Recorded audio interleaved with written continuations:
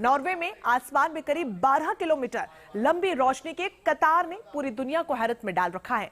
आसमान की ये रोशनी अक्सर कुछ सेकंड से लेकर 1 घंटे तक भी नजर आती है।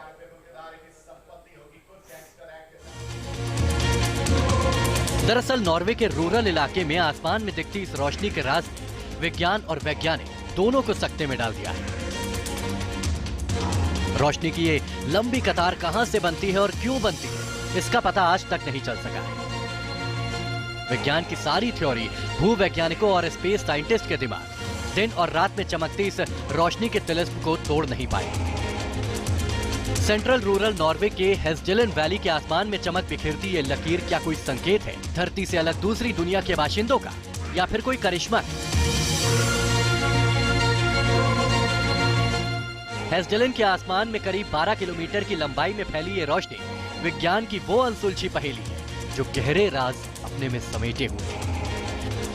हेस्जेलन लाइट दिन और रात में चमकती है। ये 7.5 मील यानी करीब 12 किलोमीटर लंबी रोशनी का पुंज है। हेस्जेलन लाइट वैली में बहते हुए दिखती है। हेस्जेलन लाइट का रंग सफेद, पीला या फिर लाल होता है। यह अक्सर क्षितिज के ऊपर या फिर नीचे दिखती है। यह रोशनी कुछ सेकंड से लेकर 1 घंटे तक दिखती है। 1930 से हेस्जेलन वैली के पुंज में इस रोशनी को लगातार देखा जा रहा है, लेकिन ना तो इसके स्रोत का कोई पता चल पाया, ना ही इसके यहां दिखने के पीछे के विज्ञान का। 80 के दशक में हेस्जेलन की इस रोशनी के दिखने का सिलसिला हफ्ते में 15 से 20 बार का था, लेकिन जैसे जैसे रहस्यमयी रोशनी के बारे में खबरें फैली, लोग इस रोशनी को देखने के लिए पहुंचने लगे। बीतते वक्त के साथ इस रोशनी के आसमान में दिखने की फ्रीक्वेंसी भी कम होती गई। अब ये साल में 15 से 20 बार दिखती है। सवाल ये उठता है, तो क्या बढ़ते पर्यटकों की वजह से ये रोशनी कम दिखने लगी? और अगर ऐसा सच में हुआ तो फिर किसने और कैसे इस रोशनी की फ्रीक्वेंसी को कम किया? इसका जवाब तो फिलहाल वैज्ञानिकों के पास भी नहीं है।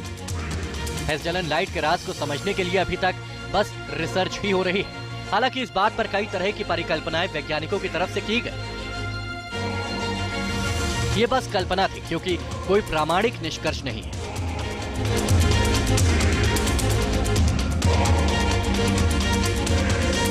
एक हाइपोथेसिस ये दी गई कि यहाँ के वातावरण में मौजूद हाइड्रोजन, ऑक्सीजन और सोडियम के जलने से ये रोशनी पैदा होती है।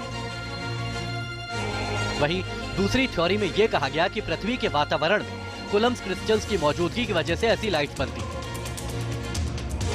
ऐसी एक नहीं दर्जन भर परिकल्पनाएं हैं जिनका कोई पुख्ता प्रमाण नहीं है। वहीं कुछ स्पेस साइंटिस्ट इस रोशनी को यूएफओ की मौजूदगी से जोड़ते हैं। इस इलाके में पहले भी लोग यूएफओ देखे जाने की बात कह चुके हैं। ऐसे में सवाल ये उठता है कि क्या इस इलाके में बढ़ती इंसानी दखल के साथ हेस्जेलन रोशनी दिखने की घटनाएं इस ओर इशारा करती है कि यूएफओ अपना राज बचाकर रखना चाहते हैं? जाहिर है इसका जवाब अभी आना बाकी है।